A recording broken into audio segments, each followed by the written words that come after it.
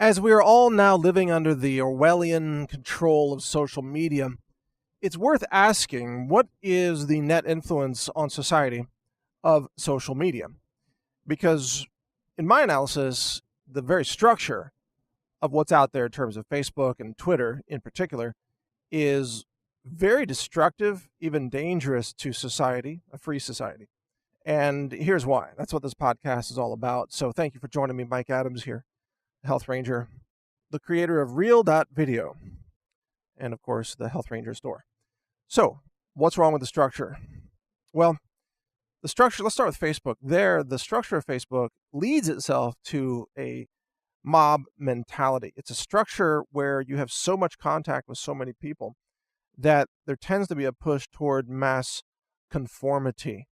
And anyone who is an individual or who stands out and has their own thoughts or ideas is ostracized in near real time, at light speed, by the community of other people. The very fact that social media exists leads to more mob mentality and more conforming type of speech and behavior. And I would argue that that's bad for society. I would argue that society flourishes when we have more independent views or a diverse array of opinions and views and speech and so on. Speech diversity, cognitive diversity, these are things that help enhance society. The individual should be honored and dignified in a society, but social media doesn't honor the individual. Social media honors only the masses, the mob. And as long as you go along with the mob, then you're okay. You're upvoted and you're accepted and you're popular. But the minute you become an individual and start to think for yourself or speak for yourself or question the status quo, then you are penalized and ostracized. There's also a mass dumbing down.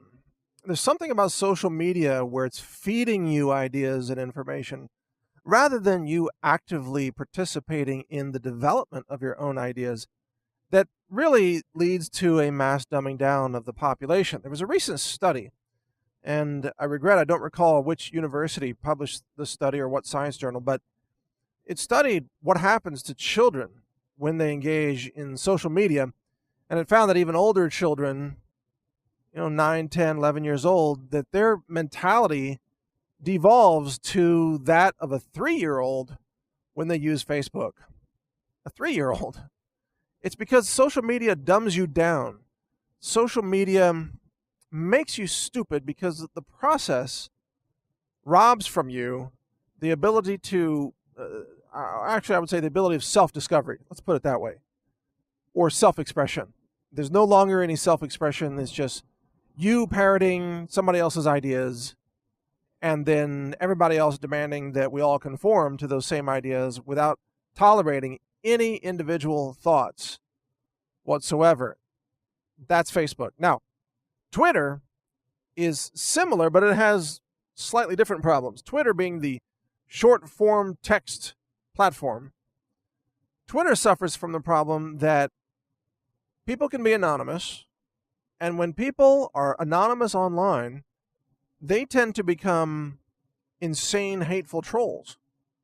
Like they're so full of anger, they say things online that they would never say in person to someone's face, but because they feel protected by the anonymity of the internet, they just spill out all this incredible hatred and vitriol across Twitter, and Twitter becomes then this cesspool. But it's more than that. It's also the fact that the short form of the text box, the length of a tweet, which used to be 140 characters, but it's longer now, it's still very short compared to the length that might reasonably be required to develop a thoughtful idea and communicate it to others. So in an era when there's so much information flying around, and we need to have more details and more facts in order to make informed decisions because the complexity of our society continues to increase.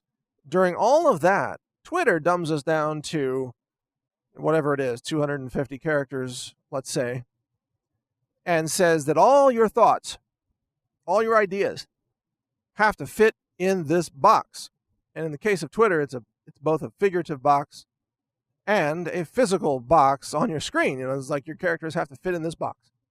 But you also mentally, you got to fit in their box too, because if you don't fit in their box, then they're going to censor you.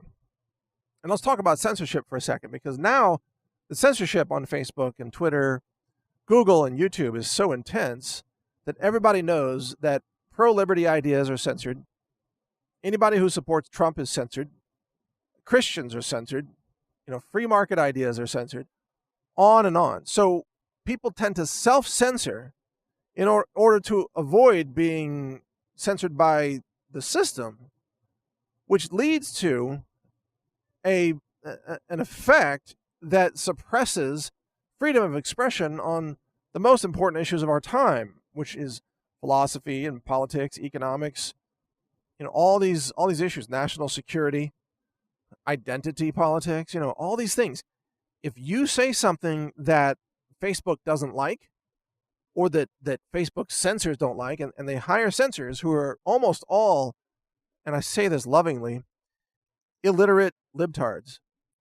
I mean, almost everybody who works for Facebook and Twitter and YouTube and Google are demented, radical left-wing, mentally ill individuals, almost without exception. So they censor you based on what they feel is hate speech. Well, what is hate speech to a leftist? Well, it's anything that the leftist doesn't want to hear. So if you say chromosomes determine biology, and you're born as either a boy or a girl, because that's Mother Nature, that's the history of human civilization, that's biology. And if there's a gay or a transgender leftist sitting there who's functioning as a censor, and they say, well, we don't believe that. We think you can wish and change your gender by wishing.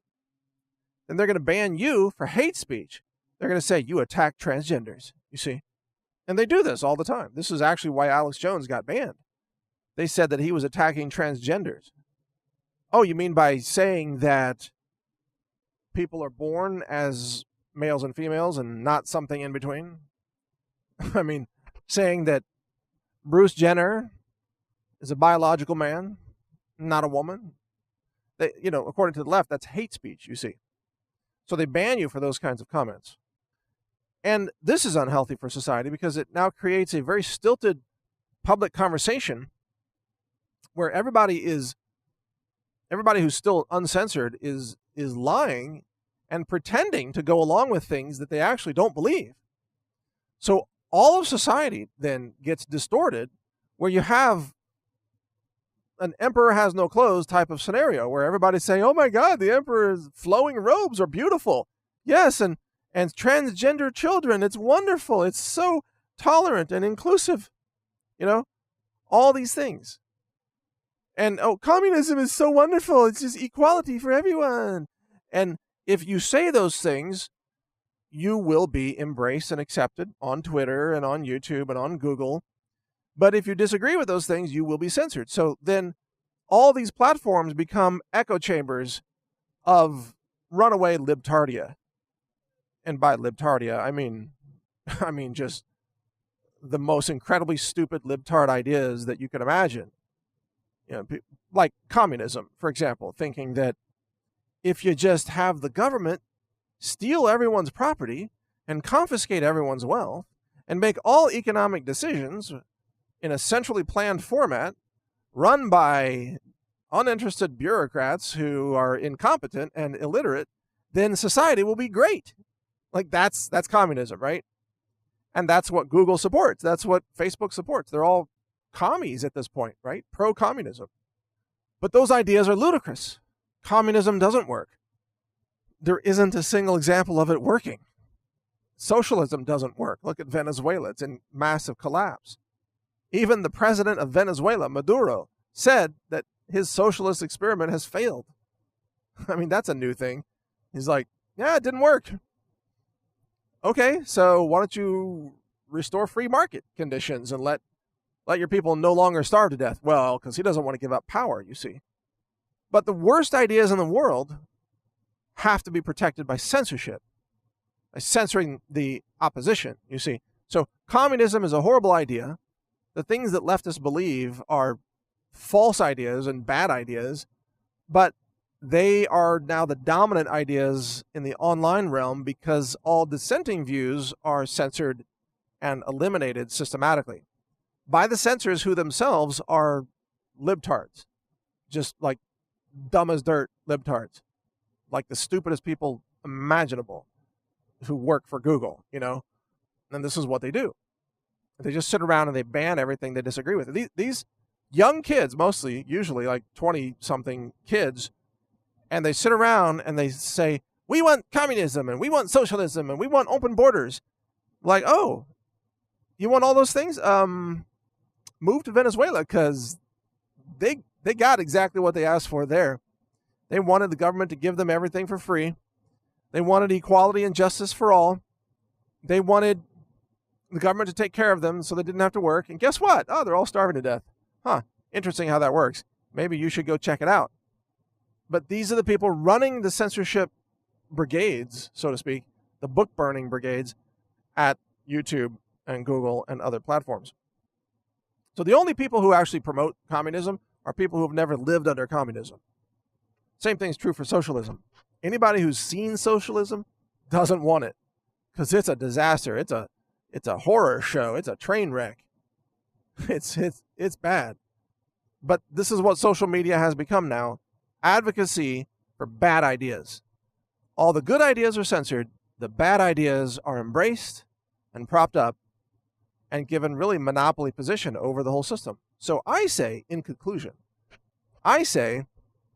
that we the people, meaning our federal government with the support of the people, we should not only arrest the executives of these tech companies for engaging in criminal racketeering, which they have done.